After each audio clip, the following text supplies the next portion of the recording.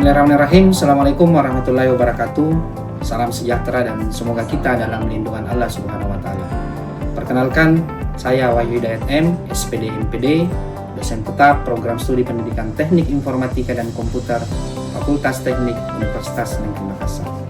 Saat ini saya dalam proses mengikuti proses seleksi sertifikasi dosen gelombang 1 yang diselenggarakan oleh Kemendikbudristek tahun 2025. Saya akan melakukan penyusunan dokumen pernyataan diri dosen dalam unjuk kerja Tridharma Perguruan Tinggi atau PDD UKT-PT. Pada kesempatan ini, saya akan memaparkan salah satu mata kuliah saya ampuh, yaitu keamanan komputer. Saya mengajar mata kuliah keamanan komputer pada semester genap tahun ajaran 2004-2005 pada semester 3 dengan bobot 3 SKS, dan mata kuliah ini merupakan mata kuliah wajib dengan kode khusus 21B33C307.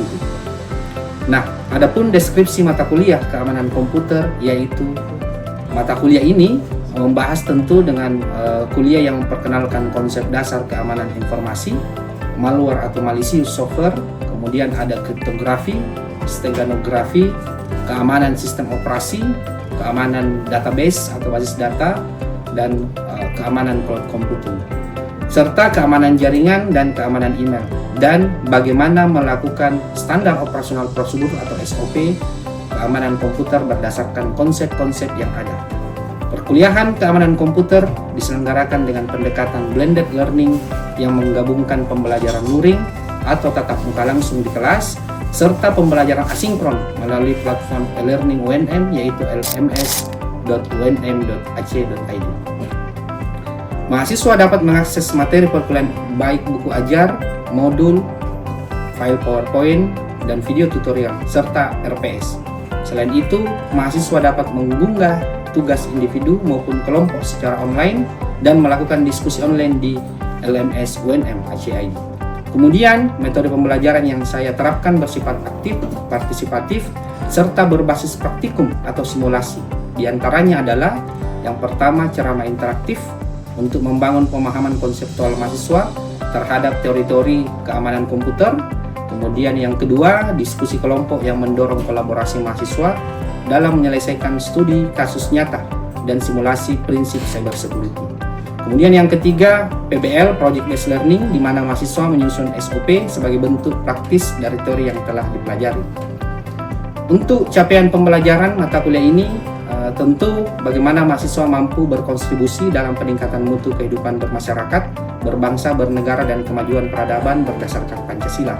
Kemudian mahasiswa harus menguasai konsep, teori, dan aplikasi pada bidang teknik informatika dan komputer yang diajarkan pada tingkat pendidikan dasar, menengah, dan kejuruan. Kemudian mahasiswa mampu membaca data dan informasi serta mengambil keputusan secara tepat dalam konteks penyelesaian masalah di bidang TIK. Kemudian yang ketiga, mahasiswa mampu menerapkan matematika, sains, dan prinsip rekayasa engineering prinsip untuk menyelesaikan masalah rekayasa kompleks di bidang teknik informatika dan komputer. Kemudian yang terakhir, mahasiswa mampu merancang sistem jaringan komputer baik skala kecil dan luas serta seluruh kebutuhan keamanan jaringan sesuai dengan topologi dan arsitektur sistem jaringan yang berkembang dan juga peluang pengembangan jaringan tersebut.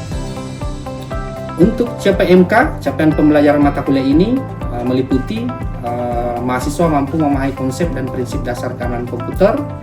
Kemudian yang CPMK kedua, mahasiswa mampu menganalisis jenis-jenis ancaman dan serangan pada keamanan komputer.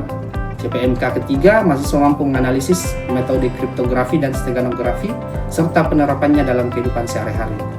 Kemudian yang terakhir, CPMK 4, mahasiswa mampu mengevaluasi keamanan pada sistem informasi pada berbagai aspek. Untuk media pembelajaran pada mata kuliah ini meliputi modul RPS yang dapat diunduh dari e-learning UNM, lms.unm.ac.id, kemudian juga PowerPoint, artikel ilmiah, dan juga buku ajar sebagai buku pendamping. Kemudian yang ketiga ada video pembelajaran yang dapat berbentuk micro teaching atau kuliah hibrid melalui Zoom, dan ditambahkan juga LMS. Untuk materi pembelajarannya ada 12. Yang pertama, definisi dan urgensi keamanan komputer. Yang kedua, prinsip dasar keamanan komputer. Yang ketiga, rekayasa keamanan komputer. Yang keempat, malicious software atau malware. Yang kelima, kriptografi. Yang keenam steganografi dan watermarking, ketujuh keamanan pada sistem operasi, keamanan pada sistem basis data dan cloud computing, kesembilan keamanan jaringan, keamanan pada email dan website, keamanan pada Internet of Things atau IoT, dan juga terakhir SOP dan audit keamanan sistem.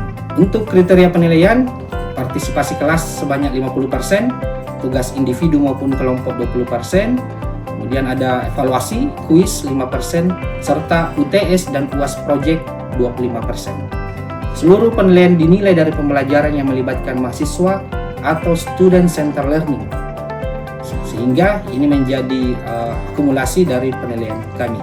Demikian, selamat menyaksikan video pengajaran kami. Bismillahirrahmanirrahim. Assalamualaikum warahmatullahi wabarakatuh. Ya, selamat pagi, salam sejahtera bagi kita semua. Masih semangat kalian? Masih. Yang pertama, puji syukur kehadirat Allah Subhanahu wa Ta'ala atas segala limpahan kesehatan yang diberikan. Kita sudah ada di minggu kelima di mata kuliah kita, mata kuliah keamanan komputer. Salah satu elemen penting dalam mata kuliah ini, yakni kriptografi, dan saya mencoba memperkenalkan kalian dengan juga apa itu steganografi, karena dua topik ini berentetan dan hampir sama. Oke, itu. Kemudian yang kedua, salam dan salawat senantiasa tercurah kepada baginda Nabiullah Muhammad SAW. Beliau sebagai suri tauladan bagi kita semua, dan semoga api pengetahuan yang disiarkan oleh beliau itu kita tetap jaga di ruang-ruang kelas ini. Oke, adik-adikku semua, minggu kelima ini kita masuk di kriptografi dasar. Saya hanya berani bilang ini kriptografi dasar karena ini juga kalian baru semester 3 ya. Semester 3 cyber security atau keamanan komputer atau keamanan informasi di Prodi Tekom ini diperkenalkan di semester 3, dan nanti di semester akhir kalau kalian misalnya ada peminatan di lingkup keilmuan ini bisa kalian fokusi lagi. Karena lagi-lagi perkembangan teknologi, perkembangan ilmu pengetahuan, utamanya di ilmu komputer, ilmu disiplin ilmu kita, itu pasti selalu bergandengan tangan atau beriringan dengan bahaya atau security. Makanya ini menjadi mata kuliah wajib yang harus kita pelajari. Oke?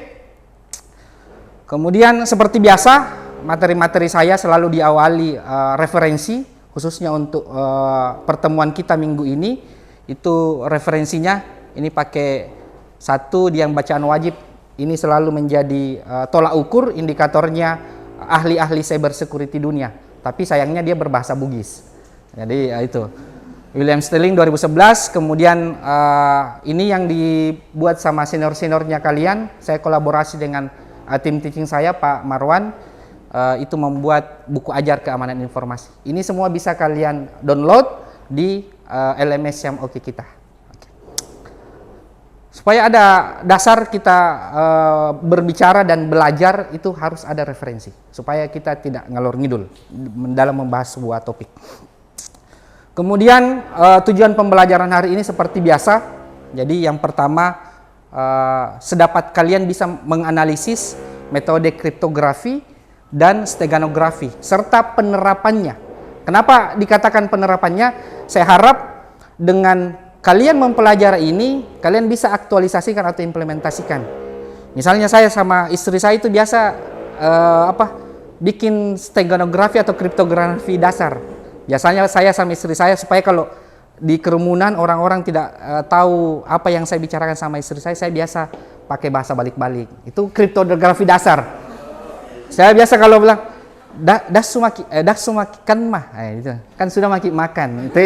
Itu butuh tingkatan berpikir selanjutnya. Itu juga bisa kalian implementasikan. Tapi kalau kalian sudah punya istri atau suami juga nanti. Tapi kalau dengan si doi bisalah kalian implementasikan sedikit-sedikit. Karena tingkatan yang terbaik dalam pengetahuan itu yang bisa diimplementasikan, tidak hanya sebatas teori saja. Ilustrasinya seperti ini. Bagaimana Bob mengirim pesan rahasia kepada Alice tanpa diketahui oleh Fred. Itu yang akan coba kita pelajari. Sehingga berangkat dari ilustrasi ini, saya harap adik-adikku semua bisa melakukan definisi. Apa sih makhluk seperti apa sih itu steganografi atau kriptografi. Kurang lebih seperti ini ilustrasinya. Maaf kalau gambarnya seadanya saja. Kemudian ini video pemantik dulu. Kita bisa sama-sama tonton. Dan setelah video ini ada semacam pretest supaya kita bisa berangkat sama-sama pengetahuannya kalian, karena kan pasti bermacam-macam ini. Ada yang dari SMA, ada yang dari SMK. Supaya kita berangkatnya sama-sama mempelajari kriptografi dan steganografi. Jadi adik-adikku semua perhatikan ada 2 file, ekstensi file yang pesannya dan juga medianya. Bagaimana Bob mau mengirimkan pesan ke Alice tapi tidak diketahui sama Fred. Itu kuncinya. Kemudian untuk menambahkan security-nya, kalian nanti dalam sintaksnya menginputkan password yang hanya ceritanya Bob dan Alice yang tahu. Prinsip satu keamanan informasi atau keamanan komputer itu harus terpenuhi, yakni kredensialnya atau kerahasiaannya. Perhatikan kapasitas byte-nya ya, itu menandakan kalau gambarnya sama tetapi kapasitas byte-nya berbeda, kalian patut curiga ada pesan apa di dalamnya. Karena ada 2 file yang satu file yang ditimpa dalam satu file yang gambar kucingnya. Kemudian ini proses mengambil pesannya. Ada istilahnya, nanti sebentar kita berkenalan apa istilahnya. Sudah ada di komputernya Alice, ya. Bob ke Alice, Fred yang tidak diketahui. Sintaksnya pendek saja dan ini persis sama kalau kalian mau implementasikan. Ada idiom yang mengatakan tak kenal maka tak sayang, tak kenal dengan kriptografi kita tidak bisa memahami dia. Ya, kriptografi itu secara terminologi, secara bentuk itu terdiri dari 2 kata, yakni kripto dan grafi. Kurang lebih nama secret writing. Jadi kalau ada orang di luar sana yang tanya apa perbedaan kriptografi dan steganografi, tergantung dari medianya. Kalau kriptografi lebih kepada biasanya teks. Kalau steganografi itu adalah pakai media gambar atau video. Itu tingkatan lanjutnya lagi. Kemudian ini terminologi berbeda. Jadi sekarang kriptografi itu dianggap sebagai art and science to keep message secure. Jadi bagaimana seni menyembunyikan pesan. Kenapa dikatakan seni? Karena interpretasinya orang berbeda-beda. Bagaimana melakukan enkripsi pesan, bagaimana melakukan deskripsi pesan. Dan bagaimana mengembalikan supaya bisa dibaca, ada namanya proses deenkripsi untuk dikembalikan menjadi plain text. Tapi ada key-nya dan algoritmanya ini hanya si Bob atau si Alice yang bisa mengetahuinya, tanpa diketahui oleh si Fred. Oke. Ilustrasinya seperti ini. Jadi ini plain text A, B, C, D. Misalnya 7 mahasiswa itu plain text. Tapi supaya plain text 7 mahasiswa itu tidak diketahui, itu ada proses namanya enkripsi dijadikan cipher text. Dan proses selanjutnya namanya deenkripsi untuk mengembalikan 7 mahasiswa namanya plain text. Kembalikan. Ada yang sudah paham sampai di sini? Paham ya? Oke. Nah, ini dia secara apa kuncinya. Jadi posisi A dan T itu harus sejajar. Selebihnya ini kesepakatan dari pengirim pesan dan penerima pesan. Kalau misalnya kalian mau setelah T ini A, itu tidak masalah. Tapi saya lebih memacaknya saja. Itu. Kemudian didapatkan kuncinya di sini supaya alfabetnya seragam. Kemudian ada proses enkripsinya dan ini deenkripsinya. Ini cipher text-nya dan ini plain text-nya. Oke, adik-adikku semua, kita melakukan simulasi dasar dari kriptografi. Silahkan dinaikkan kertasnya. Kita simulasi kecil-kecilan dan saya setiap teknik dasar yang mau menjadi volunteer atau relawan silahkan naik. Oke? Ini ada spidolnya. Saya supaya kalian juga beraktivitas, tidak hanya duduk saja. Yang pertama namanya transposisi, hampir sama dengan substitusi, tetapi pola dasarnya, ini pola dasarnya ya, seperti ini. Ini saya yang ciptakan, kalian juga bisa menciptakan pola seperti ini. Kalau saya misalnya 1 ke 6, ini kosakatanya ya, katanya sebentar, alfabetnya. 1 ke 6, 2 sama dengan 2, 3 ke 4, 4 ke 3, 5 ke 5, 6 ke 1. Oke, clear ya? Dipahami? Polanya, ini pola dari saya saja ya. Kalian bisa membuat pola tersendiri dengan kesepakatan yang akan kalian kirimkan pesan. Oke. Misalnya ini ujian sistem keamanan komputer, itu plain text-nya, hypertext-nya jadi seperti ini. Bisa disimulasikan ya? Oke. Misalnya contohnya ini. Yang laki-laki mungkin bisa yang kalimat yang panjang, yang perempuan bisa yang ini. Oke. Rumusnya ini. Pakai ini saja ya, nanti kalian implementasikan rumus yang berbeda. Ayo. Ataukah kalau sulit pakai namanya kalian saja. 2 kosakata. Ya. Rumusnya ini. Oke? Siapa? Devi. Aplaus dulu untuk Devi. Spasinya supaya kentara kita sepakati underscore saja ya. Devi underscore Miftahul. Ya. Ya. 1 sampai 6 Devi ya. 1 sampai 6. Coba buat jadi hypertext Devi Miftahul. Bikin dulu polanya 6. Jadi Devi 5 spasi M berarti. M ke 1 artinya apa? Ya, di atasnya saja. 1 2 3 4 5-nya terpakai. Pahami ya? Spasi itu adalah bagian dari karakter. Iya, bagaimana bisa kita membuat sebuah plain text kalau tidak ada spasinya? Berarti kalau misalnya Devi M, hypertext-nya adalah MEIF underscore delta. Itu hypertext. Apa kalian bisa memahami maknanya? Tentu tidak. Bisa ya ditangkap? Jangan bisa lanjut ke iftahulnya. Enggak ya, oke. Kembalikan lagi, Dev. MIF, supaya lengkap prosesnya. Kembalikan ke plain text, bagaimana jadinya? 1 ke 6, 6 ya. M-nya terakhir itu artinya. M-nya terakhir. 6 ke 1. Ini 6. Berarti ke 1. Ya. Ya, M toh. Kemudian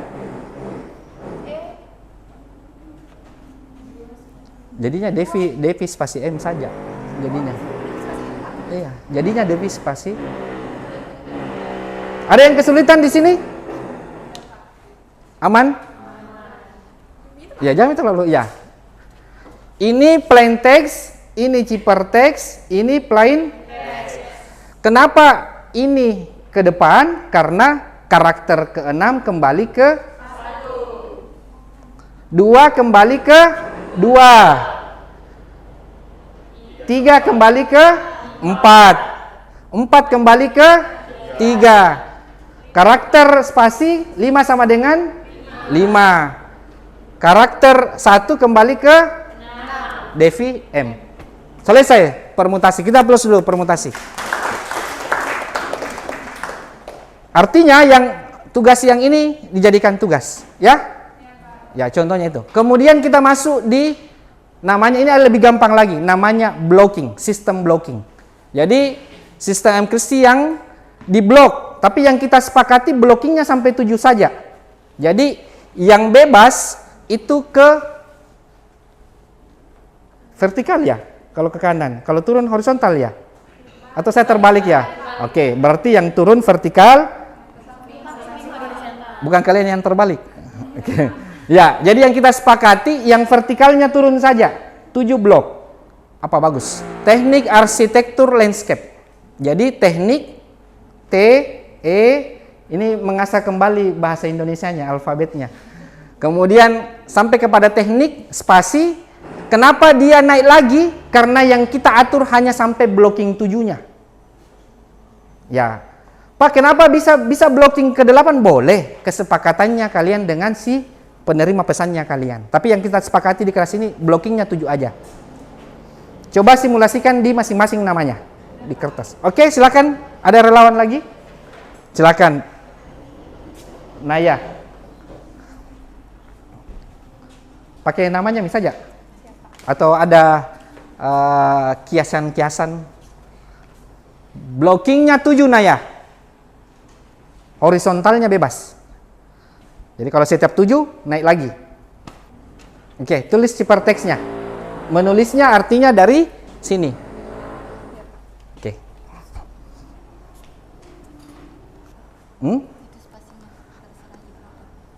Terserah. Sesuai dengan kalimat yang kalian buat. Kalau misalnya ada spasinya, spasinya tetap dihitung. Jadi misalnya di Naya ini, spasinya itu ada di karakter 1, 2, 3, 4, 5, 6, 7, 8, 9, 10. Karakter ke-11. Tetap dihitung. Tulisannya, ini anggap saja ya. Ini plain text, Nur Rahma Agus Naya. Ini ciperteksnya. Kira-kira kalau saya pakai ciperteks ke mengirim pesan, namanya Naya, apa kalian mengetahui dengan saya menulis ini? Harus ada proses de-enkripsi untuk mengembalikan menjadi Nur Rahma Agus Naya. Bisa ya? Kita aplaus untuk Nur Naya. Oke, blocking clear. Kemudian ini tugasnya nanti. Oke ya? Nanti slide saya dibagikan, kemudian kalian kerjakan. Tapi sepakati blockingnya 7 saja. Oke, kemudian 3 teknik selanjutnya adalah ekspansi. Metode sederhana dengan mengacak pesan. Ekspansi itu memelarkan pesan. Kalau dia, ini kesepakatannya kita, apa bedanya huruf konsonan dan vokal? A, B, C, D, E. A, B, C, D, E. Kalau sederhananya, kalau saya bilang vokal itu yang kasih bunyi ki kalimatnya. Yang dikasih bunyi ki ya. Jadi itu ya, vokal dan konsonan. Kalau dia konsonan atau bilangan ganjil, kalau misalnya ada bilangan ganjilnya, menjadi awal atau suatu dari kata di akhir akan menambahkan akhiran an. Kalau misalnya 6 itu genap atau ganjil? Genap. Makanya kalau genap ditambahkan akhiran, berarti jadinya 6i. Awalannya B-nya pindah supaya kriptografinya dapat. Jadi setiap misalnya 6 belajar bersama, Pak, kenapa angkanya tidak digeser ke belakang, jadinya I6? Karena ini angka. Enggak masalah. Tetapi kalau misalnya dia kata, jadinya B itu apa? Konsonan atau vokal? Konsonan. Kalau konsonan ditambahkan an. Jadinya B-nya pindah, kemudian ditambahkan namanya elajar ban. Begitu pula dengan bersama. Pak, bisa ya? Bisa ya? Kalau teknik, kalau 5 itu apa? Ganjil atau genap? Ganjil. Kalau ganjil dia an, 5 an. Kalau T-nya itu konsonan atau vokal? Ditambahkan an. 5 teknik an. Oke? Oke. Selanjutnya, setelah ekspansi ada namanya pemanfaatan atau memendekkan atau mengurangi panjang pesan. Aturannya ini paling gampang. Setiap karakter ketiga secara berurutan dihilangkan. Setiap karakter, ingat spasi itu adalah karakter. Jadi kalau misalnya ini juga contohnya 6 belajar bersama, B, A, R, karakter ketiga ya, spasinya dihitung. E, A, spasi. Kemudian karakter yang dihilangkan atau yang dieliminasi itu ditampilkan dengan kesepakatan kita. Ini kecil sekali, bisa pakai tanda slash atau pagar. Oke. Coba pakai simulasi contoh ini. 7 belajar efisien saja. 7, jadi bikin dulu kalimat 7 belajar efisien, kemudian hilangkan karakter ketiganya, kemudian tulis sesuai dengan pengejaannya ya, kemudian tampilkan dengan tanda slash. 7 belajar efisien. Hitung dulu, 1, 2, 3, hilang. 1, 2, 3, hilang. 1, 2, 3, hilang. Dan seterusnya. Itu posisi yang dihilangkan diganti dengan yang karakter yang disepakati gitu Pak? Bukan, tetapi dimunculkan di belakang dengan tanda slash, misalnya tanda pagar. Sehingga ciperteksnya menjadi seperti ini. 6 Elja BRSMA Bintang Barea. Padahal plain text-nya adalah 6 belajar bersama. Kemudian sebagai kesimpulan dan juga evaluasi pada pertemuan kita pada hari ini, ada kuis yang supaya saya bisa mengetahui sampai di mana pemahaman kalian terkait dengan 5 teknik dasar tersebut. Oke, kalau sudah ini akan menjadi referensi saya untuk minggu depan. Kalau misalnya ada yang belum dipahami, kita akan mulai lagi di slide yang kalian tidak pahami. Saya kira itu, kemudian minggu depan kita akan berkenalan dengan steganografi, mulai mengimplementasikan pesan rahasia dengan memanfaatkan media, utamanya di media gambar di contoh video tadi. Jadi saya harap kalian bisa memahami ya apa perbedaan kriptografi dan steganografi. Ada yang bisa memberi? Silakan Putri, silakan.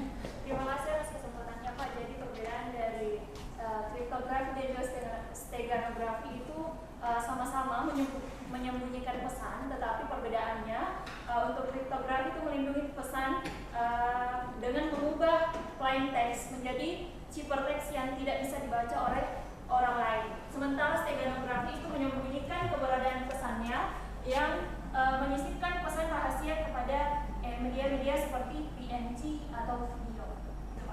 Aplaus dulu untuk Putri.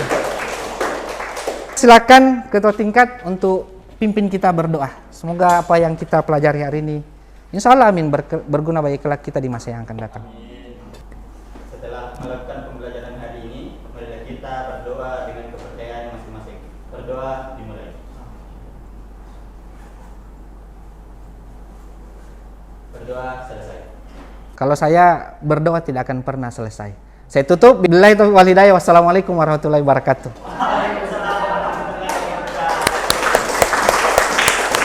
Sekian video rekaman pembelajaran dalam mata kuliah keamanan komputer pada program studi pendidikan teknik informatika dan komputer Fakultas Teknik Universitas Negeri Makassar. Video ini digunakan sebagai salah satu syarat penyusunan dokumen pernyataan diri dosen dalam unjuk kerja Tridharma Perguruan Tinggi atau PDD UKT-PT. Semoga dapat menjadi pertimbangan baik dalam proses pengajuan sertifikasi dosen gelombang 1 tahun 2025. Terima kasih. Assalamualaikum warahmatullahi wabarakatuh. Kampus berdampak, Indonesia maju.